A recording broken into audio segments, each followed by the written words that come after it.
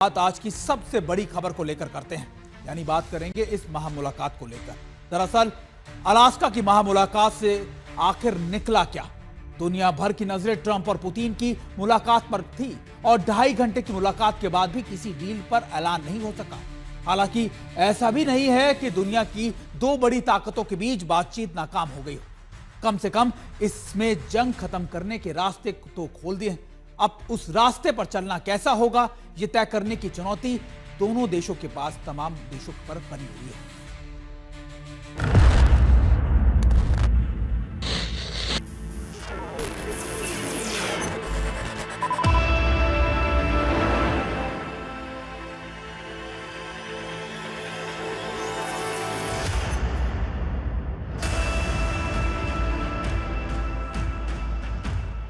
Alaska में एक एक लम्हे को ऐतिहासिक बनाने की हर मुमकिन कोशिश की गई थी। दुनिया के सबसे ताकतवर लड़ाकू विमान रूस के राष्ट्रपति व्लादिमीर पुतिन का गड़गड़ाहट के साथ आसमान में स्वागत कर रहे थे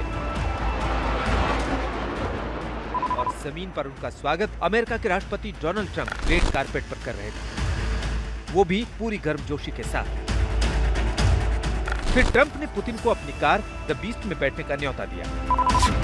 रूस और यूक्रेन की जंग रुकवाने को लेकर दुनिया की दो बड़ी ताकतों के बीच अलास्का में हुई मुलाकात पर पूरी दुनिया की नजरें टिकी थी। इस महामुलाकात को लेकर उम्मीदें भी थी, आशंकाएं भी थी और 10 साल बाद अमेरिका आए पुतिन के एक एक शब्द को सुनने को लेकर हर कोई इंतजार भी कर रहा था। करीब 2.5 घंटे तक ट्रंप और पुतिन के बीच मुलाकात हुई। कई मुद्दों को लेकर बात हुई, लेकिन किसी डील का ऐलान नहीं हो सका।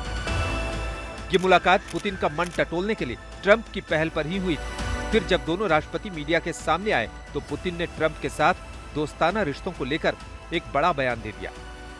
И вот сегодня мы слышим, когда президент Трамп говорит, что если бы я был президентом, то войны бы не было.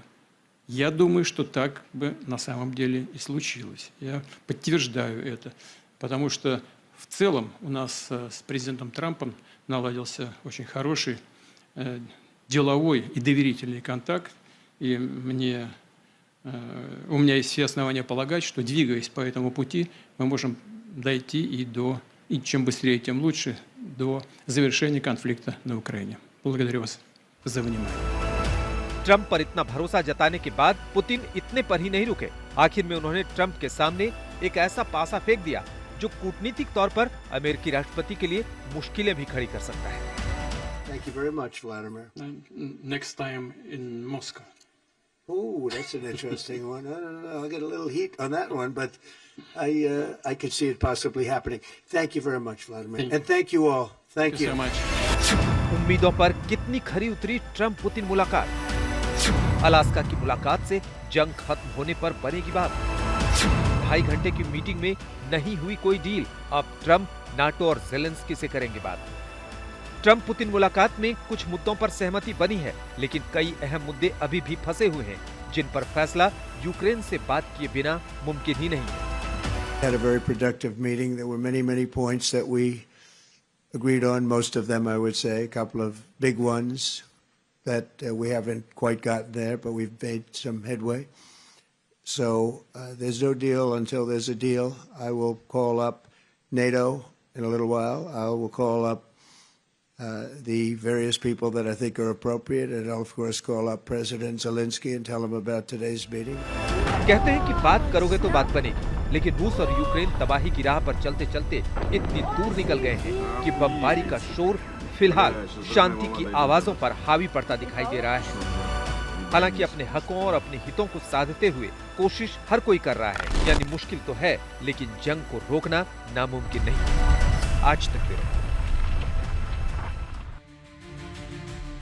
जंग को रोकना नामुमकिन नहीं, लेकिन ट्रंप को मनाना, या फिर आप कह सकते हैं कि ट्रंप की बात जेलेंस्की से कैसे हो पाती है? क्या ट्रंप जेलेंस्की को मना पाएंगे? यही सबसे बड़ा सवाल है और अमेरिका में 18 तारीख को जो भी मीटिंग होगी वो भी देखने वाली बड़ी दिलचस्प बात होगी। और इसी खबर पर ज्यादा अपडेट के लिए हमारे साथ हमारे सहयोगी रोहित शर्मा भी वॉशिंगटन से जुड़ गए। रोहित, आप इस वक्त अमेरिका में हैं। राष्ट्रपति ट्रंप और पुतिन के बीच अलास्का में लंबी बातचीत हुई जो 3 घंटे तक चली। उसके बाद 12 मिनट तक प्रेस कॉन्फ्रेंस भी की गई ज्वाइंट। इसका फाइनल नतीजा क्या माना जाए, क्या आउटकम इसका निकाला जाए?